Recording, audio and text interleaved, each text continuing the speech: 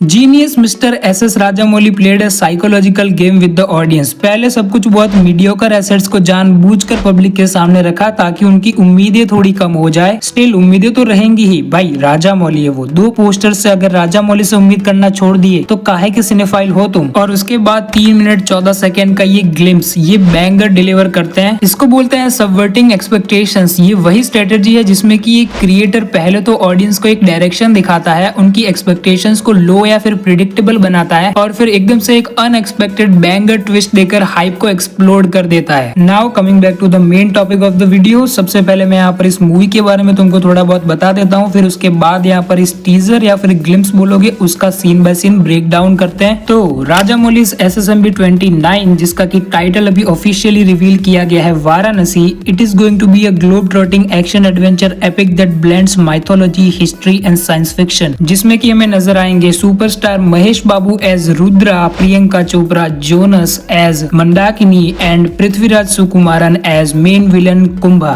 Now the scene by scene break down. Glimpse शुरू होता है और हमें वाराणसी घाट का एक सूर्योदय का सीन दिखाया जाता है। अब इसके पीछे का इंटेंट, सूर्योदय से ही दिन की शुरुआत होती है, यानी कि वो एक आरंभ होता है, इसलिए यहाँ पर इस शॉट को इस ग्लिम्स की स्टार्टिंग में रखने का सोचा होगा जिसने भी यहाँ पर इसको एडिट किया है। अब इस शॉट की जो टाइम लाइन है ना वो काफी ज्यादा इंटरेस्टिंग है और जो की है 512 CE stands for common era. And then हमें कुछ ऋषि मुनि एक यज्ञ करते हुए नजर आते हैं। अब ये यज्ञ यहाँ पर क्यों हो रहा है इसको जानने के लिए मैंने यहाँ पर इस टाइमलाइन के अंदर वाराणसी के अंदर कौन था क्या था इसके बारे में थोड़ी बहुत रिसर्च करी तो पता चलता है कि 512 CE के अंदर वाराणसी को एक सिग्निफिकेंट सेंटर माना जाता था हिंदुइज्म के लिए। और काफी सारे हिस्टोरियंस का ये भी मानना है कि the original Kashi Vishwanath temple structure was also build during this era, जिसको कि गुप्ता एम्पायर का एरा भी कहा जाता है, 512 CE। तो आई थिंक इस सीन के अंदर जो ऋषि मुनि यज्ञ कर रहे हैं वो काशी विश्वनाथ टेम्पल के शिलान्यास के लिए होगा, या फिर अगर काशी विश्वनाथ टेम्पल इस सीन के अंदर पूरा बन चुका है तो उसके उद्घाटन के लिए ये यज्ञ हो सकता है। और इसके बाद हमें एक उल्का पिंड को दिखाया जाता है। एक्चुअली बहुत सारे उल्काओं को दिखाया जाता है और यहाँ टाइमलाइन है 2027 CE।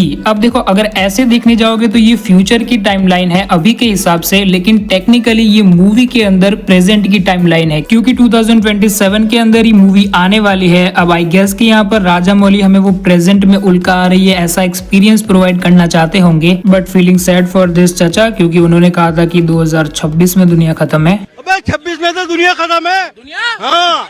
लेकिन अभी जो एस्टेरॉइड का नाम है एस्टेरॉइड शंभावी, वो काफी ज्यादा इंटरेस्टिंग है क्योंकि Shambhavi is a name rooted in Hinduism and Sanskrit, जिसका की मीनिंग होता है she who belongs to Shambhu, lord Shiva. Obviously ये वर्ड यहाँ पर माँ पार्वती के लिए ही क्रिएट किया गया है। अब एस्टेरॉइड शंभावी ये नाम देने के पीछे का रीजन और माँ पार्वती का रिलेशन क्या है उसको लेकर कोई भी जानकारी नहीं है। या फिर तो एस्टेरॉइड शंभावी का मीनिंग ये हो सकता है कि एस्टेरॉइड 2027 CE के अंदर संभव है, यानी कि ये एक इमेजिनेशन है राजामौली की। ये उल्कापिंड धरती पर गिरने वाला है और धरती का विनाश होने वाला है, पूरी सृष्टि का विनाश होने वाला है। या फिर वेट, एक एस्टेरॉइड का टुकड़ा स्पेस से अर्थ के एनवायरनमेंट में एंटर करता है और वो टुकड़ा बादलों से होते हुए बर्फ बन जाता है because of the location. Yes, second location हमें दिखाई जाती है वो है रॉस आइस शेल्फ, जो कि अंटार्कटिका का सबसे बड़ा आइस शेल्फ है। अब इस सीन को देखने के बाद मूवी के बारे में हमारे पास जितनी भी इंफॉर्मेशन है वो एंड मेरी एक पर्सनल थियरी, दोनों को ब्लेंड कर एक काफी कॉम्प्लेक्स बात बताने जा रहा हूँ, तो ध्यान से सुनना। तो देखो कुछ टाइम पहले ये रूमर्स निकल कर आए थे कि यहाँ पर SSMB 29 के अंदर हमें फ्यूचर का वर्ल्ड दिखाया जाएगा, यानी कि 2071 का वर्ल्ड दिखाया जाएगा। तो मुझे लगता है कि यहाँ पर कुंभा एंड रुद्रा जो यहाँ पर इस मूवी के मेन एंटेगनिस्ट एंड प्रोटैगनिस्ट है, उनकी जो स्टोरी लाइन है वो यहाँ पर फ्यूचर के अंदर 2071 के अंदर ही सेट है। And the actual reason why I am saying this, क्योंकि यहाँ पर जो कुंभा का कैरेक्टर पोस्टर रिलीज किया गया था उसके अंदर जो वो उसका पूरा टेक दिखाया जा रहा है। एंड इस सीन के अंदर भी यहाँ पर अंटार्कटिका के सबसे बड़े आइस शेल्फ पर चढ़ने की जो टेक्नोलॉजी है वो आई डोंट थिंक सो कि यहाँ पर 2027 के अंदर तक इन्वेंट हुई होंगी। मुझे लगता है कि यहाँ पर वो फ्यूचर का वर्ल्ड दिखाने की ही कोशिश कर रहे हैं और यही उल्कापिंड का टुकड़ा यहाँ पर कुंभा को चाहिए अपनी पावर्स बढ़ाने के लिए या फिर खुद को ठीक करने के लिए। और इस सीन के अंदर ब्लैक कॉस्ट्यूम के अंदर कुंभा की टीम के ही ये जो लोग हैं वो यहाँ पर ढूंढने की कोशिश कर रहे हैं उसी उल्कापिंड को, जिसको ढूंढने की कोशिश काफी सालों से यानी कि एंशिएंट टाइम से चल रही है। क्योंकि इसके जस्ट बाद वाला हमें एक ट्रांजिशन सीन दिखाया जाता है पानी के अंदर का। ये आइस शेल्फ जितनी पानी के बाहर है उससे ज्यादा पानी के अंदर है। अब इस पॉइंट पर आई नो कि तुम क्या सोच रहे हो, ये फंस गया सी है।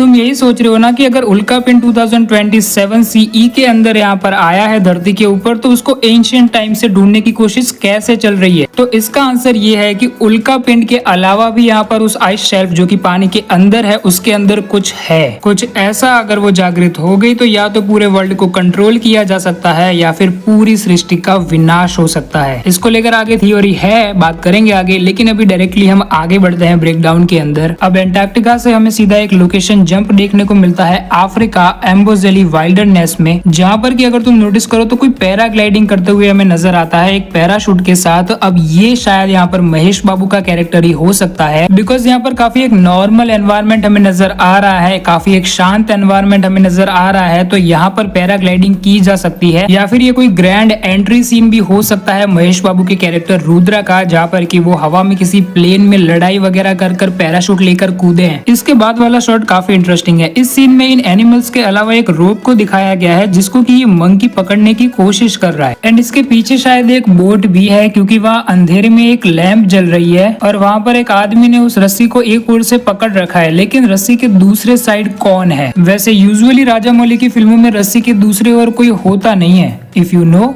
यू नो, एक पेड़ हो सकता है भाई, ठीक है। और अब यहाँ पर भी मैं गैस ही कर रहा हूँ कि वो दिन वाले सीन में जो हमने पैराशूट देखा था ना, उसके थ्रू यहाँ पर महेश बाबू का कैरेक्टर रुद्रा ही यहाँ पर अफ्रीका के अंदर आया है, एंड इस नाइट वाले शॉट के अंदर ये जो रोप लेकर एक आदमी खड़ा है वो वही है, और ये जो मंकी है वो उसके साथ ही रहेगा हमेशा मूवी के अंदर, या फिर ये सिर्फ उसकी हेल्प कर रहा है। एंड देन हमें एक और नई लोकेशन दिखाई जाती है वनांचल के किसी उग्र भाटी केव की, जहाँ पर की ये मोस्ट प्रोबेबली काली माँ की मूर्ति है, और ये जो फॉलिंग लेडी हमें देखने को मिल रही है वो 100% प्रियंका चोपड़ा जोनस यानी कि मंदाकिनी का कैरेक्टर होने वाला है, क्योंकि ये जो पूरी वनांचल केव की लोकेशन है और जो उनका कैरेक्टर अनाउंसमेंट पोस्टर था ना, ये दोनों एग्जैक्टली मैच करते हैं। और अब इसके बाद ये सीधा शिफ्ट लेते हैं त्रेता युग में 7200 BCE में। BCE stands for before common era, और ये लोकेशन है लंका नगरम यानी कि लंका नगरी, और वहाँ हमें हनुमान जी का विराट रूप दिखाया जाता है। अब तुम सोच रहे होगे कि ये लंका दहन का सीन है, लेकिन नहीं, ये actually by the look of it यानी कि देखने से ऐसा लग रहा है और ऐसा ही है कि यह रामायण की फाइनल बैटल का सीन है, जहाँ पर कि वानर सेना में से कुछ वानर मिलकर प्रभु श्री राम की हेल्प कर रहे हैं इस असुर का वध करने में। और ये असुर मेरे ख्याल से कुंभकर्ण है, और ये मैं बोल रहा हूँ इनका साइज देखते हुए। और रामायण के धर्म युद्ध में कुंभकर्ण ही सबसे विशाल राक्षस थे। उनकी ऊंचाई 600 धनुष थी, जो कि आज के टाइम में अप्रोक्सीमेटली 3600 फीट, अबाउट यहाँ पर 197 मीटर हाइट होती है। और इसके बाद सीधा ट्रांजिशन होता है वहां पर जहां से ग्लिम्स की शुरुआत हुई थी, यानी कि वाराणसी। यहाँ पर हमें मणिकर्णिका घाट दिखाया जाता है, जहाँ पर एक ब्लू एनर्जी लाइटनिंग अप हो रही है धरती और आसमान के बीच। अब यह शायद सृष्टि का विनाश होगा, जिसको कि हमारे हीरो यानी कि रुद्रा को रोकना है। और उसके जस्ट बाद हमें उस घाट पर ही महेश बाबू हाथ में शिवजी का त्रिशूल लिए नंदी के ऊपर सवारी करते हुए दिख जाते हैं। अब यहाँ पर इस सीन के अंदर रुद्रा जिस बैल की सवारी कर रहा है, ऐसा मैं श्योर तो नहीं हूँ कि ये नंदी महाराज ही है, लेकिन आई एम 100% श्योर कि यहाँ पर इस बैल का यहाँ पर नंदी महाराज से या फिर भगवान शिव से कोई ना कोई रिलेशन तो इस मूवी के अंदर दिखाया जाएगा ही। इस पूरे सीन के ऊपर बात करने से पहले मैं तुमको मणिकर्णिका घाट के इम्पोर्टेंस के बारे में बता देता हूँ। मणिकर्णिका घाट को प्रोफाउंडली इम्पोर्टेंट माना जाता है होली क्रिमेशन ग्राउंड के तौर पर इन वाराणसी। ये भी मान्यता है कि वहाँ सोल्स मोक्ष यानी कि जीवन मृत्यु के चक्र से मुक्ति अचीव कर सकती है, और ये भी बिलीव्स हैं कि यहाँ अखंड ज्योति भगवान शिव ने प्रज्वलित की थी। तो जहाँ भगवान शिव की इतनी सिग्निफिकेंट इंपॉर्टेंस है और जो दुनिया का सबसे पहला शहर माना जाता है, वहाँ पर डिस्ट्रक्शन किया जा रहा है किन्हीं बुरी शक्तियों के थ्रू। आई थिंक कि अगर ये सीन मूवी के अंदर है तो मोस्ट प्रोबेबली क्लाइमैक्स का सीन होगा, क्योंकि यहाँ पर रुद्रा को अगर तुम देखो तो वो पहले से ही घायल है। उसके फेस एंड बॉडी पे वो पूरे चोट के निशान नोटिस कर सकते हो, और जो कि मुझे ऐसा लगता है कि कुंभा से फाइट के दौरान ही लगे होंगे ये चोट के निशान। और अब रुद्रा किसी बहुत ही बड़ी बुरी शक्ति से लड़ने के लिए जा रहा है, क्योंकि आई डोंट थिंक सो कि यहाँ पर रुद्रा का ये गॉडली ऑरा ह्यूमन से लड़ने के लिए क्रिएट किया जा रहा है, ये किसी और बड़ी बुरी शक्ति के लिए है। और अब ये बुरी शक्ति क्या होगी, यहाँ पर आती है मेरी वो थियोरी जिसके बारे में कि मैंने वीडियो में पीछे तुम्हें बताया था। तो देखो थियोरी कुछ इस प्रकार है कि ऐसा कोर कॉन्सेप्ट मूवी का हो सकता है कि कुंभा खुद को ठीक करने की रिसर्च के चलते इन हिस्टोरिकल शक्तियों में इंटरफेयर करेगा करेगा और अनजाने में ही एक ऐसी बुरी शक्ति उसके हाथ लग जाएगी जिसको कि अगर जागृत कर दिया जाए तो पूरी दुनिया का विनाश हो सकता है, या फिर वो उस बुरी शक्ति को कंट्रोल कर इस पूरी दुनिया को कंट्रोल कर सकता है। तो देखो आई थिंक कि यहाँ पर क्लाइमैक्स के अंदर होगा ये कि जब यहाँ पर महेश बाबू का कैरेक्टर रुद्रा कुंभा को एंड वाली फाइट में हरा देगा और यहाँ पर जब वो कुंभा मरने वाला होगा तभी यहाँ पर वो अपनी उस शक्ति यानी कि हुक्म के एक का यूज करेगा इस पूरी सृष्टि का विनाश करने के लिए, और फिर हमें एक एपिक बैटल दिखाई जाएगी रुद्रा के कैरेक्टर एंड यहाँ पर उस बुरी शक्ति के बीच में। अब ये बुरी शक्ति एग्जैक्टली क्या होगी वो तो मैं नहीं कह सकता, शायद कोई राक्षस हो सकता है पुराने जमाने का या फिर कोई और बुरी शक्ति। अब तुमको क्या लगता है तो मुझे कमेंट्स में लिख के बताओ। अब कुछ और चीजें हैं जैसे कि यहाँ पर सबसे पहला पोस्टर जो आया था ना यहाँ पर इस मूवी का, उसके अंदर हमें एक लॉकेट दिखाया गया था जहाँ पर कि भगवान शिव का त्रिशूल एंड नंदी महाराज हमें दिखाए जा रहे थे, एंड वही यहाँ पर इस सीन में भी देखने को मिलते हैं नंदी महाराज एंड यहाँ पर इनके हाथ में त्रिशूल। अब इस सीन के बाद यहाँ पर जो वाराणसी का टाइटल आता है ना उसके अंदर जो ए है उसके ऊपर भी यहाँ पर एक एस्टेरॉइड गिरने वाला इफेक्ट डाला है इन्होंने, जो कि मुझे पर्सनली काफी अच्छा लगा। ये उल्का पिंड वाला सीन यहाँ पर इस मूवी का एक सेंटर पॉइंट होने वाला है, काफी ज्यादा ही इंपॉर्टेंस रखेगा ये, जैसा कि मैंने पीछे वीडियो में एक्सप्लेन किया। फिर हमें यहाँ पर 2 हैशटैग्स देखने को मिलते हैं, hashtag globe trotter, hashtag time trotter. अब देखो इसमें से ग्लोब ट्रॉटर तो एक टर्म है जिसका की मीनिंग होता है someone who travels a lot and to many various places around the world, but time trotter कोई टर्म नहीं थी इसके पहले, because Rajamouli created his own term time trotter, जो कि मुझे लगता है कि ग्लोब ट्रॉटर इनके मूवी का जो कैरेक्टर है यानी कि रुद्रा उसके लिए है, और ये जो टाइम ट्रॉटर है वो ओवरऑल मूवी के लिए है, क्योंकि साफ पता चल रहा है कि मूवी की जो कहानी होने वाली है वो कई सारी डिफरेंट टाइमलाइंस में ट्रैवल करने वाली है। और अब एक लास्ट एंड फाइनल बात की देखो यहाँ पर इस मूवी को लेकर ये भी रूमर्स आए थे ना कि जो महेश बाबू है वो इस मूवी के अंदर राम भगवान का भी रोल प्ले करने वाले हैं, लेकिन अब ये जो कैरेक्टर पोस्टर आया है और ये जो लुक हमें देखने को मिला है इस ग्लिम्स के अंदर, उससे तो ये क्लियर हो जाता है कि यहाँ पर इनके कैरेक्टर का जो रिलेशन है वो भगवान शिव से होने वाला है। तो क्या भगवान राम के रोल के लिए इसके अंदर कोई कैमियो को प्लान किया गया है राजामौली के द्वारा? आई डोंट नो, बट यहाँ पर ये भी हो सकता है कि राजामौली यहाँ पर ये चूज करे कि भगवान राम का रोल करने के लिए भी महेश बाबू से अच्छा तो कोई है नहीं, ठीक है, तो उन्हीं से भगवान राम का रोल करवाया जाए इस मूवी के अंदर। इस पूरी चीज को लेकर तुम्हारा क्या ओपिनियन बनता है तुम मुझे कमेंट्स में लिख के बताना, मैं जरूर से जानना चाहूंगा।